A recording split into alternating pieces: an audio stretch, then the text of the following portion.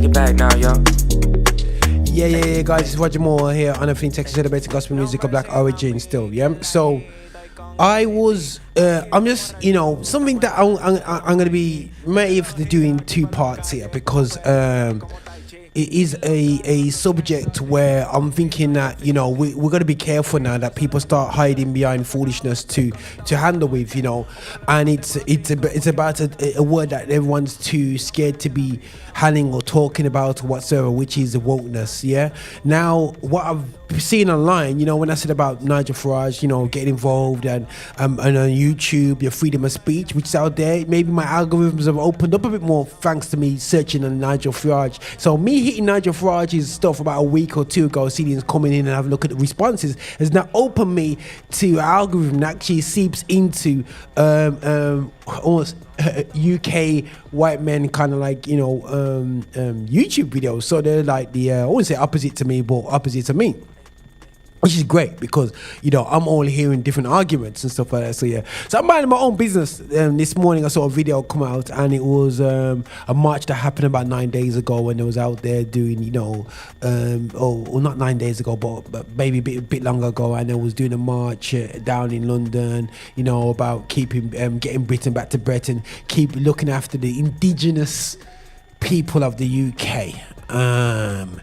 And there was a few concerning things for me. I didn't watch it all the way through, but I was watching the guys' response and what they was talking about and their concerns and the throwing, and they're very anti-Islamic. So me as being a Christian, I could just say it's none of my business, and I'm not talking to me because they're very pro so-called Christianity in front of the things. But it is concerning when I've seen a march, but I've only saw one person of color. I won't say colored person. Person of color in it, and he was. I think he was in some press or something next to a guy who looked like he had a camera in his hand. So there's a lot of people with English descent, maybe United Kingdom descent that's appalled by the good treatment of people from outside this country.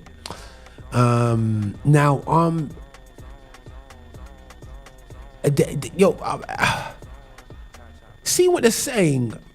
I do feel that I do understand where they're coming from in terms of they feel like they're not being listened to, and that everybody else is being listened to apart from them, and it's very painful. But yeah, you are kind of suffering from almost a bit of a backlash because of maybe what you've done to indigenous communities a generation ago, not 20 generations ago, a generation ago. One thing I know, and it's something you can't hide away from in this world, on this earth, is if you, and I'm not justifying anything, but you are sometimes prepared to face the sword that you wield. And I feel that sometimes I really do feel that these guys are just forgetting when they say the word indigenous. It really gets me scared because I really do think of people in Americas, what was done by, unfortunately, Europeans in these countries and in Africa, and how they were treated or not till this very day. You got to be almost a bit more diplomatic, and I understand people like don't care. You got to really be very, very, very careful how you approach your conversation when you come with, we're the indigenous people of England. Wow, you get out of Australia, you get out of America, and come back, yeah, and then give us back our land. Stop pillaging African resources and all these different things that you do to this day. Believe, and I don't pretend like it's not happening. You might not be farming human resources as badly as it used to, but you're utilizing human resources in other ways. But it's concern. What the biggest concern was, these guys, we can sit down and debate, and enough love to them, and I have to appreciate their voice on things, and the fragility of the so-called Christian viewed white man of the UK, which is like, okay, cool, bro. And I'm not saying that's everybody. It was a few that was down there compared to the population. I was concerned when I saw a Christian guy go up there and he goes, "Oh, we've been abused by Muslims," and I was like, "Okay, cool, okay, carry on, my bro." And then he's connecting that Christianity to Britishness in a way where he said, "King, I believe it was Alfred, defended England because of our Christian values against the Vikings."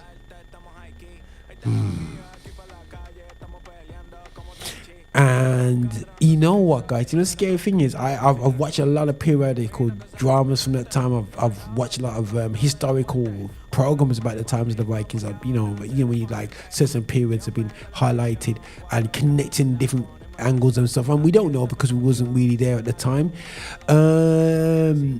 It's crazy how England that was, how quickly we make us the made ourselves the I say ourselves because I'm born here, the mouthpiece for Christianity internationally. You know what I mean? And it's true. If Alfred, if I was with Alfred, I believe that was in the it was almost a good 900, 800, if not over 1,000 years. No, it was way over 1,000 years after Christ. So it's like, yo, dude, like you're a bit late to the things, you know what I mean?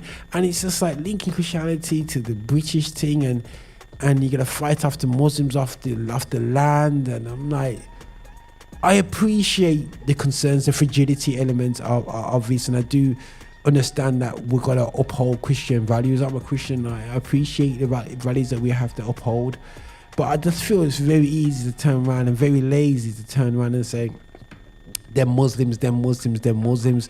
I think that's a very easy way to say, "You black people." You know, right about now, I've got Muslim young men that I play football with, and they're great people. You know, and we could be, you know, how they share Christ. But put them in a bucket, a same bowl of everybody, and just saying, "Oh, they abuse us, they physically attack us." No. Gotta be very concerned. So, guys, I'm a bit concerned because toxic patriotism is going to be a bit of a problem, and also toxic wokeness can be easily seen as a problem as well. So we've got to have. I'm putting it out there. I'd love to have a dialogue with somebody, and not ignorant dialogue. Oh, you say. And I will talk in a bit about another dialogue that's there. But you know, I watched they raised issues about Star Wars, and I watched Star Wars and stories that they always said, you know, the very rainbow approach, LGBTQ approach of Disney. If you want to say to me that hasn't been hinted throughout my childhood through media, when I look back at programs and it's been hinted to the children for a very, very long time, whether it's LGBTQ, whether it's witchcraft, whether it's nothing new, people, at all. So I think the problem is mainly because for once it's not always going to be the white guy who he's actually the main character. There's going to be other characters, and I do feel that sometimes when I watched the director talk about Star Wars Acolyte, I would say she was I didn't realize she's a lesbian, and she's really blatant, man. She cursed off old Star Wars, and I'm thinking, okay, you're messing yourself up there still, you know what I mean? Just do what you're going to do. A bit like Raven's like, yo, I'm not gonna hear pushing my sexuality on the screen. I'm just gonna do my thing and be an actress. Fair play to her. You know what I'm saying? So there's a bit of a battle online, people. There's a really, you know, it's anti-woke, anti-Britishness. Roger, what side do you lean upon? My goodness sake, I'll just do the cheek clause and say I'll lean on Jesus' side. I don't know, people. It's an interesting season. Interesting battle, really. And guys, I am not being ignorant and switching off these videos. I am listening to the conversations. I'm listening to them complain about, you know, maybe even if you see people like myself and complain on what I'm saying, highlighting my own lived experiences. and how it's not really great, you know. So let's see what's going on, man. But I got concerned, man, because this whole